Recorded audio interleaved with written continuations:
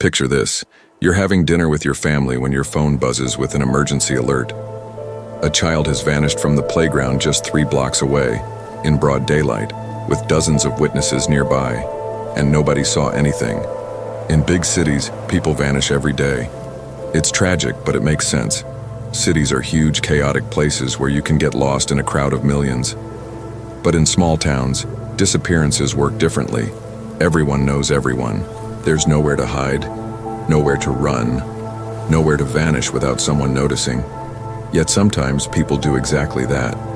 They disappear so completely, so mysteriously, that even trained investigators throw up their hands in defeat. These cases don't just puzzle police departments, they haunt entire towns for decades. Small towns have long memories. They remember every detail, every strange clue, every moment that didn't make sense. And some disappearances become more than just missing person cases. They become the stories that parents tell to keep their children close. They become the reasons people started locking doors that had never been locked before.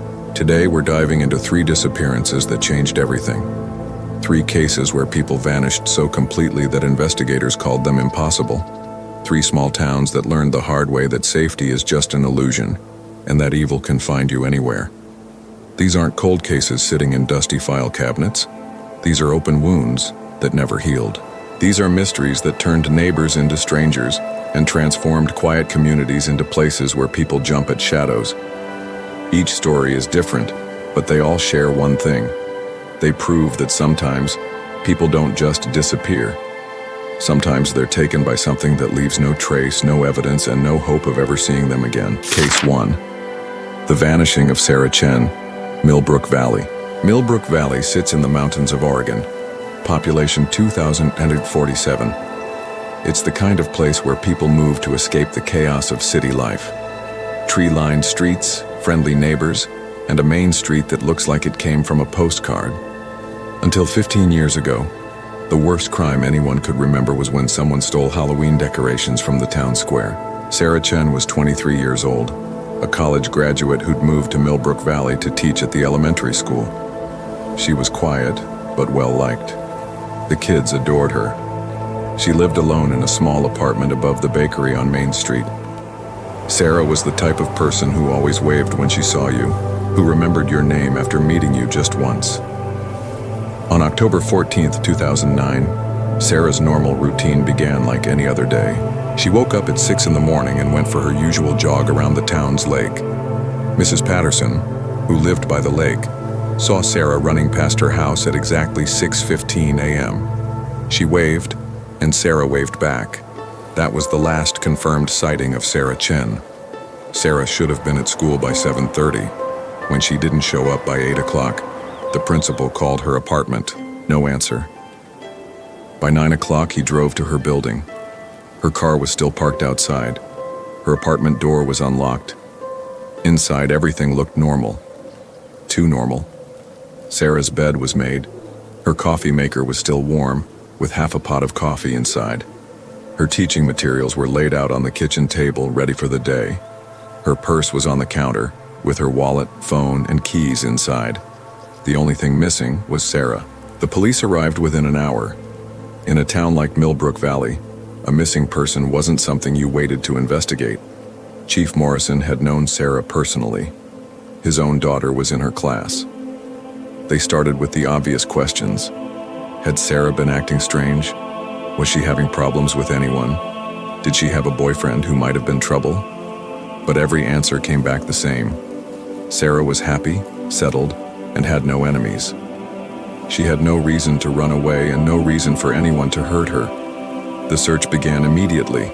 Within hours, half the town was out looking. They checked every trail around the lake, every building on Main Street, every house with a basement or shed. Search dogs were brought in from the county. They followed Sarah's scent from her apartment to the lake, then lost it completely near the old fishing pier. That's when things got strange. The fishing pier had been closed for repairs all summer. The wooden planks were rotted and the town had put up warning signs telling people to stay away. But when the search team examined the pier, they found something impossible. Sarah's running shoes were sitting at the end of the pier, placed neatly side by side. They were dry, despite the morning dew that covered everything else. Inside each shoe was a smooth, round stone from the lake bottom. The stones were perfectly clean, as if someone had washed them. But here's the thing that still gives people in Millbrook Valley nightmares. The pier was surrounded by soft mud from recent rains. If someone had walked out to place those shoes, there would have been footprints, but there weren't any. Not a single mark in the mud.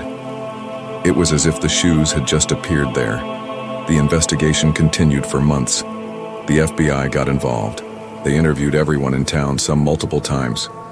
They checked Sarah's computer, her phone records, her bank accounts. They found nothing suspicious. No secret relationships, no hidden problems, no signs of depression or mental illness. Theories emerged, as they always do. Some people thought Sarah had been taken by someone passing through town, but Millbrook Valley only had one main road, and the police had security footage from the gas station that showed every vehicle that came and went that day.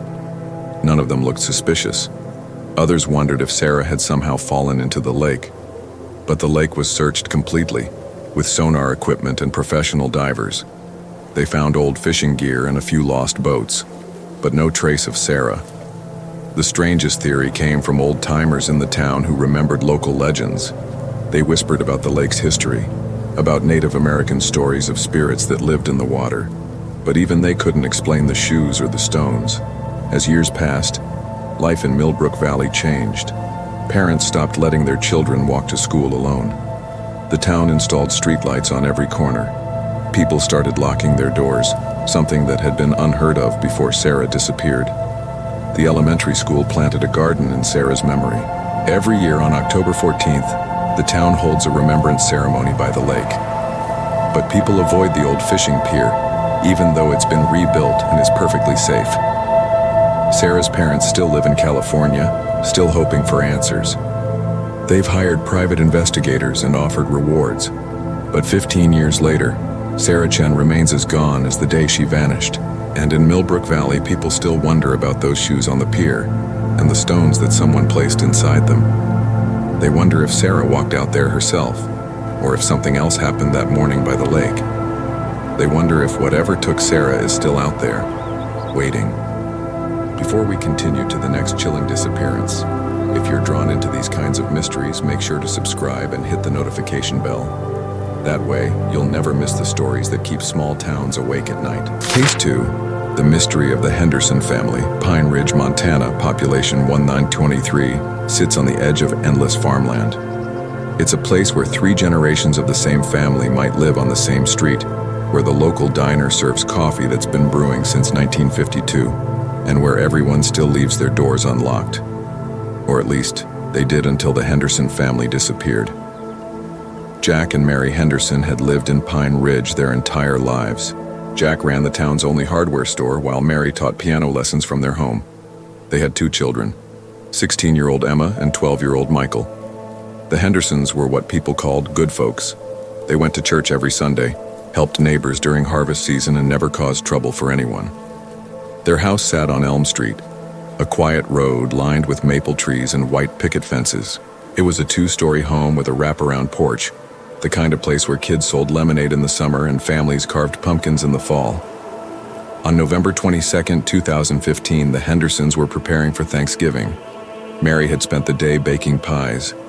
Jack had closed the hardware store early to help set up tables for the church dinner. Emma and Michael were on school break, excited about the 4-day weekend ahead. That evening, several neighbors saw the family together. The Millers, who lived next door, heard laughter coming from the Hendersons' kitchen around 7 o'clock. Mrs. Garcia, who lived across the street, saw all 4 family members silhouetted in their living room window as they watched television around 9:30. At 10:15, Emma posted a photo on social media showing the family's Thanksgiving preparations. The picture showed Mary's pies cooling on the kitchen counter, with the caption, "Ready for tomorrow." It was the last communication from any of the Hendersons. The next morning, Thanksgiving Day, Mary's sister Patricia arrived at the house at 8 o'clock to help with dinner preparations. She knocked on the front door, but no one answered. The house was completely silent. Patricia used the spare key hidden under the porch planter. Inside, she found something that still haunts Pine Ridge 8 years later. The house looked like a family had simply vanished mid-activity. In the living room, the television was still on, tuned to a late-night movie. Michael's homework was spread across the coffee table, his pencil lying in the middle of an unfinished math problem. Emma's phone was charging on the kitchen counter, still connected to the wall. In the master bedroom, Jack and Mary's bed was unmade, as if they'd just gotten up.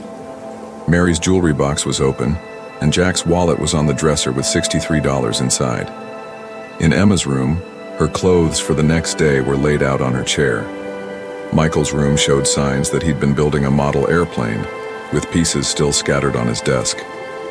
The kitchen held the most disturbing evidence. Mary's pies sat exactly where they'd been in Emma's photo, but on the stove a pot of hot chocolate had boiled dry, leaving a black residue on the bottom. The burner was still on high heat. All 4 cars were in the driveway. All 4 winter coats hung in the front closet. It was November in Montana, with temperatures near freezing, but the Hendersons had vanished without taking anything warm to wear. Sheriff Davidson had served Pine Ridge for 22 years. He'd seen missing person cases before, but nothing like this. An entire family doesn't just disappear. Someone always leaves a note, takes money, or tells a friend. But the Hendersons had left behind every possession, every clue about where they might have gone. The investigation began immediately, but it faced challenges from the start. Pine Ridge didn't have security cameras on its streets.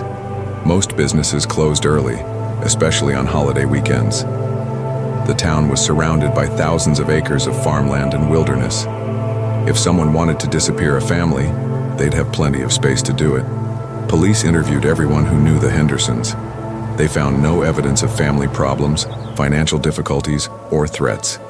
Jack's hardware store was successful, but not wealthy enough to attract criminals. Mary had no enemies among her piano students or their parents. Emma and Michael were popular kids with good grades and clean records. The FBI's Behavioral Analysis Unit created profiles of what might have happened. They suggested several possibilities: a family murder-suicide with the bodies hidden, a kidnapping gone wrong, or witness protection relocation. But each theory had problems. If it was murder-suicide, where were the bodies? Extensive searches of the surrounding area found nothing. If it was kidnapping, why was there no ransom demand? If it was witness protection, why wasn't there any evidence that the family had witnessed a crime? The strangest clue came 3 days after the disappearance. A rancher 20 miles outside of town found the Hendersons' mailbox key lying in his pasture. Just the mailbox key, nothing else. It was clean and undamaged, as if someone had carefully placed it there. But there was no logical reason for that key to be in that field, and no way to trace how it got there. As weeks turned to months, the case grew cold. The FBI moved on to other investigations. The local police kept the case open but had no new leads to follow. The Henderson house sat empty, slowly gathering dust. Pine Ridge changed after the Hendersons disappeared. The town's sense of safety died with them. People started installing security systems, something that had never been necessary before. Parents kept closer track of their children. Neighbors checked on each other more often. The annual Thanksgiving church dinner was canceled that year and has never been held since. People said it didn't feel right to celebrate when they didn't know if the Hendersons were alive or dead, safe or suffering. Local businesses struggled as paranoia set in. Who could you trust if an entire family could vanish from their own home? Some residents moved away, unwilling to live with the constant fear that they might be next. The Henderson house eventually went up for sale, but no one wanted to buy it. It sits empty today. Windows boarded up, yard overgrown with weeds. Children dare each other to walk past it after dark, but adults cross the street to avoid it entirely. Every year on November 22nd, Patricia still drives to Pine Ridge and places flowers on the Hendersons' front porch. She's never stopped hoping that her sister's family will come home, even though she knows they never will. The case remains open in the Pine Ridge Police Department. Sheriff Davidson retired 2 years ago, but he still thinks about the Hendersons every day. His replacement, Sheriff Martinez, inherited a filing cabinet full of evidence that leads nowhere and witness statements that explain nothing. And in Pine Ridge, Montana, people still lock their doors every night. They still wonder what happened to Jack, Mary, Emma, and Michael Henderson. They wonder if whoever took them is still out there, watching other families waiting for another opportunity. Case 3. Impossible disappearance of Tommy Walsh's Clearwater Falls. Clearwater Falls, Wisconsin, population 3,412, earned its name from the pristine waterfall that flows through the center of town. It's a place that appears on postcards and tourism brochures, where families come to fish in crystal-clear streams and hike through forests that seem untouched by time. The town's main attraction is Clearwater Park, a 50-acre area surrounding the falls. Families picnic there every weekend during summer. Children play on the playground while their parents watch from nearby benches. It's the kind of place where the worst thing that usually happens is someone dropping ice cream on the walking path. Tommy Walsh was 8 years old, a third grader with red hair, freckles, and enough energy to power the town's streetlights. He lived with his parents, David and Susan Walsh, in a blue house 3 blocks from the park. Tommy loved dinosaurs, baseball, and spending Saturday afternoons at Clearwater Park with his family. July 18, 2018, started as a perfect summer day. The temperature was 75 degrees with clear skies. The Walsh family had planned their usual Saturday routine, lunch at home, then an afternoon at the park. Tommy had been looking forward to it all week. They arrived at Clearwater Park at 2 o'clock in the afternoon. The park was busy but not crowded. Maybe 30 people total, mostly families with young children. David and Susan chose their regular spot, a picnic table about 50 yards from the playground, where they could easily watch Tommy play. Tommy ran straight to his favorite part of the playground, a wooden castle structure with slides, bridges, and climbing walls. Other children were playing there too. Tommy quickly made friends with a girl about his age and her younger brother. They played pirates, took turns going down the slide, and raced each other across the monkey bars. At 3:15, Susan called Tommy over for a snack. He ran to the picnic table, ate a granola bar and drank some water, then asked if he could go back to playing. His parents said yes, reminding him to stay where they could see him. Tommy returned to the playground. Susan watched him climb to the top of the castle structure and wave at her. She waved back. That was at 3:22 p.m. Security cameras from the park's visitor center recorded the exact time. At 3:25, David got up to throw away their trash. The garbage can was about 20 feet from their table, well within sight of the playground. The walk took him less than a minute. When David returned to the picnic table, Susan was looking around frantically. "Where's Tommy?" she asked. They both looked toward the playground. The little girl Tommy had been playing with was still there, along with her brother and several other children. But Tommy was gone. David and Susan ran to the playground. They asked the other children where Tommy went. The little girl said he'd been there just a moment ago playing on the monkey bars. Her mother, who'd been watching from a nearby bench, said the same thing. She'd seen Tommy less than a minute earlier, but now he was nowhere to be seen. The Walsh family began searching immediately. They called Tommy's name and checked every part of the playground equipment. Other families joined the search. Within 10 minutes, everyone in the park was looking for an 8-year-old boy with red hair wearing a blue dinosaur t-shirt and khaki shorts. Park rangers were called at 3:35. Police arrived at 3:40. By 4 o'clock, the search had expanded beyond the park. Volunteers checked every building on Main Street, every backyard in the nearby neighborhoods, every car in the park's parking lot. Search dogs arrived an hour later. They picked up Tommy's scent immediately, following it from the playground to the walking trail that led toward the waterfall. The trail was popular with hikers, but it was well maintained and clearly marked. Tommy had walked it many times with his parents. The dogs followed Tommy's scent for about a quarter mile along the trail, then stopped at a wooden bridge that crossed the stream below the waterfall. The bridge was sturdy and safe, with railings on both sides. But the dogs wouldn't cross it. They whined and paced, clearly distressed, but refused to continue tracking. This is where Tommy Walsh's disappearance became impossible. The bridge was the only way across the stream at that point. The water was too deep and fast for a child to wade through. The rocky banks were too steep to climb down safely. If Tommy had continued along the trail, he would have had to cross that bridge. But on the other side of the bridge, the search dogs found nothing. No scent, no trace, no sign that Tommy had ever been there. Meanwhile, other search teams were checking the area around the bridge from the opposite direction. They brought in more dogs, including specialists trained to find people in water. Dogs searched the stream below the bridge, the pools around the waterfall, and every section of water downstream. They found nothing. By nightfall, over 200 people were searching for Tommy Walsh. The Wisconsin State Police had joined the investigation. Helicopters with thermal imaging cameras flew over the area. Divers searched every pool and eddy in the stream system. The investigation continued for weeks. FBI agents interviewed every person who'd been at the park that day. Security cameras were reviewed frame by frame. Tommy's computer was examined for any sign that he'd been in contact with strangers online.